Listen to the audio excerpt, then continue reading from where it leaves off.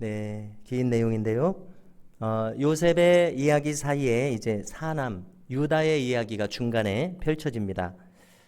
요셉을 팔아 넘긴 후에 유다는 아버지를 떠나서 독립한 것을 알 수 있습니다. 그리고 그가 택한 길을 우리가 주목할 때에 그는 이제 완전히 가나안 주민이 되는 길을 가게 되었습니다. 자, 가나안 원주민들과 같이 살아가는 이 길이 어떨지 우리가 짐작을 해볼 때에 하나님의 법 없이 살아가는 이 가나안 원주민들의 삶, 그들의 삶이 어떻겠습니까? 그들이 얼마나 윤리적으로 살겠습니까? 하나님을 두려워하며 살겠습니까? 그렇지 않다는 것을 않을 것이라는 것을 우리가 짐작할 수 있습니다. 그가 가나안인 아둘람 사람 히라와 가까이 지냈다 기록하고 있습니다. 자, 아둘람은 이제 예루살렘에서 남쪽으로 헤브론이 있는데 헤브론은 한 30km 남쪽이고요. 또 헤브론의 북서쪽으로 20km 정도 위치입니다. 그는 가나안 여인과 결혼했습니다. 이삭과 야곱은 어떻게 결혼했습니까? 동족 중에서 아내를 골랐었습니다. 자, 그런데 유다는 자기 마음대로 가나안 여인과 결혼한 것을 알 수 있습니다. 이렇게 한번 아버지 통제로부터 벗어나니까 그 다음부터는 이제 자기 마음대로 하는 것을 우리가 보게 됩니다. 우리 언약 백성에게는 이 금지된 결혼, 이방 결혼을 한 것입니다. 이렇게 철저하게 유다는 가나안 사람들의 풍속을 따라 철저하게 죄악의 길로 가는 것을 우리가 여기서 엿볼 수 있는 것입니다. 불신앙의 길을 자처해서 갔습니다. 우리는 이 유다의 이야기를 통해서 한번 신앙이 틀어지게 되면 얼마나 오랜 시간이 지나야 다시금 신앙의 자리로 돌아오게 되는지, 힘겹게 신앙의 자리로 돌아오게 되는 것을 보게 됩니다. 유다는 세 아들을 낳았습니다. 엘과 오난과 셀라입니다. 이제 여기서 사건이 발생합니다. 우리의 일반적인 정서로는 이해하기 참 힘듭니다. 이 사건들을 이해하기 위해서는 고엘 제도라고 하는 것과 형사취수, 즉 계대 결혼 제도를 알아야 이해할 수 있습니다. 이 고엘이라고 하는 것은 무엇입니까? 씨족이 기업을 무르는 제도입니다. 그래서 그렇게 하는 목적은 혈통을 보존하고 이제 재산을 보존하기 위한 친족이 죽은 친족의 기업을 무르는 그런 제도입니다. 형사취수는 무엇입니까? 이 고엘 제도를 이루기 위해서 형이 죽었을 때 동생이 형수를 취하는 그것을 가리킵니다. 다른 말로는 계대 결혼, 대를 계승하는 결혼이라는 의미가 되겠습니다. 자, 이 내용을 이해함으로써 본문의 내용을 잘 알 수 있겠는데요. 장자 엘이 이제 같은 가나안 사람 다말과 결혼했습니다.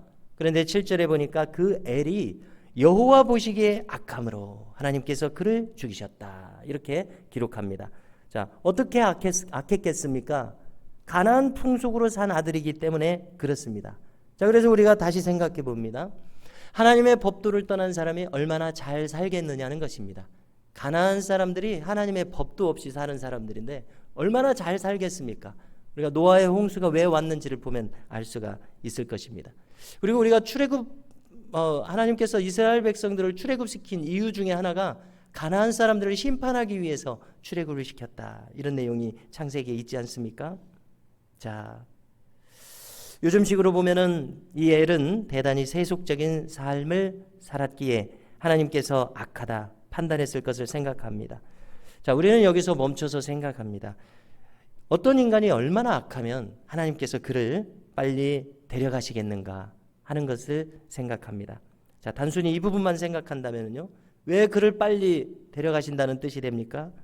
그를 살려둬서는 어떤 일을 벌일지 알지 못하기 때문에, 어떤 극악한 일을 행해서 어떤 해악을 사람들에게 끼칠지 알지 못하기 때문에 그를 빨리 데려가신다.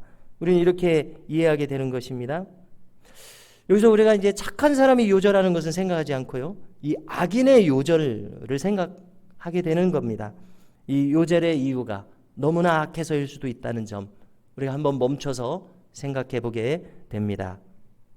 자, 이제 둘째 아들 오난이 형사 취수를 합니다.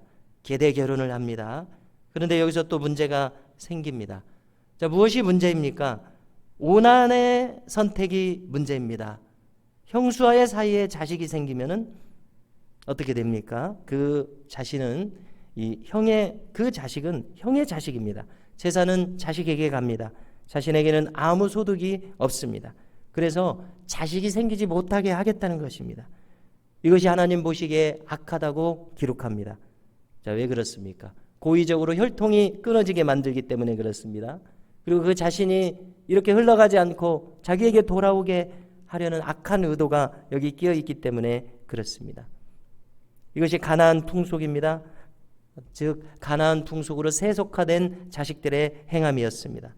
부모님에게 순종하지 않습니다. 의롭지 못합니다. 이기적입니다. 이것이 하나님 보시기에 악함으로 그도 죽게 됩니다. 자, 그런데 여기에서 또 유다가 문제입니다. 셋째 아들인 셀라를 계대 결혼시켜야 합니다. 그러나 그가 어리다는 핑계로 다말과 결혼시키지 않습니다.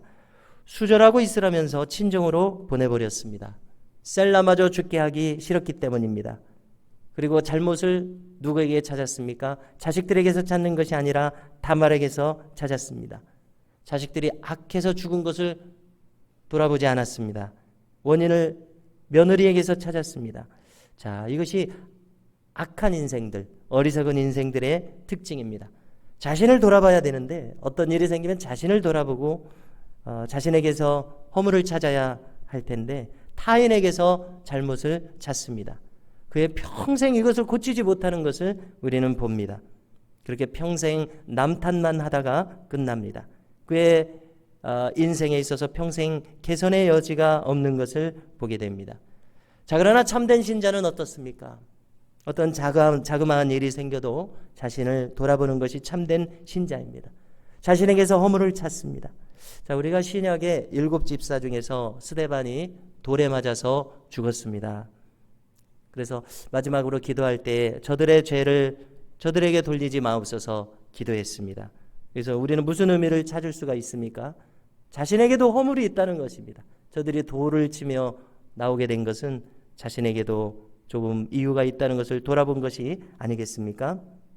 자, 우리가 이제 유다의 판단을 볼 때에 유다의 판단은 한 사람의 인생, 즉 며느리 다말의 인생을 암담하고 참담하게 만들었습니다. 다말을 억울한 인생으로 만들어버렸다는 말입니다. 자, 그래서 우리는 이 다말이 어떻게 행하는가? 그로서는 최후의 수단을 사용하는 것을 봅니다. 그것은 유다의 책임을 묻기 위한 자기 나름의 최후의 수단이었습니다. 자식들이 죽은 사건을 겪으면서 이 일을 바로잡기 위해서 유다는 아무런 노력도 하지 않았습니다. 다말에게서 탓을 돌렸습니다. 그런데 자신의 욕구를 충족시키기 위해서는 쉽게 자신의 인장 반지와 지팡이를 걸고 염소 한 마리를 외상으로 치르는 것을 보게 됩니다. 나중에 도장과 지팡이를 찾기 위해서 염소 한 마리를 가지고 가지만 당사자를 만날 길이 없습니다. 자, 이제 석 달이 지났습니다. 유다는 비보를 접합니다.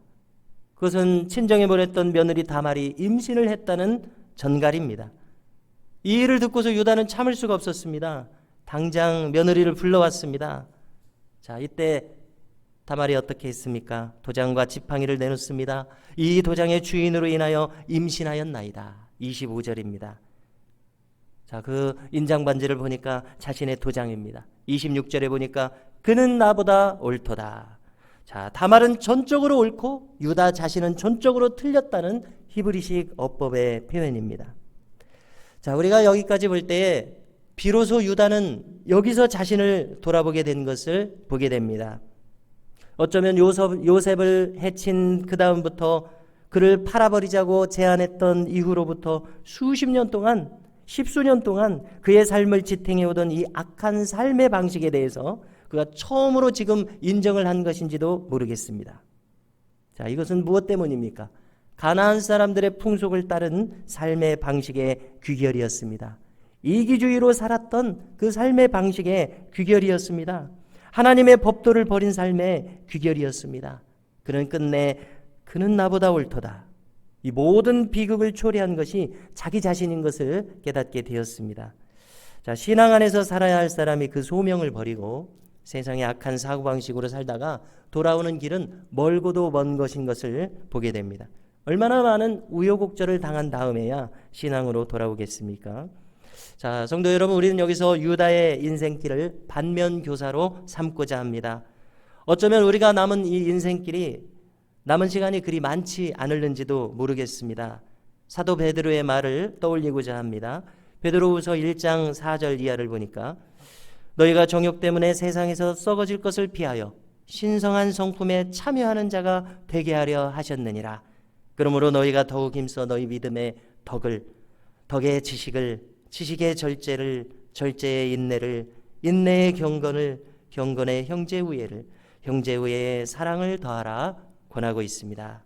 자, 이와 같이 말세에 믿는 자의 참된 길을 걷기를 원하는 저와 우리 모든 성도님들이 되실 수 있기를 주님의 이름으로 축원합니다.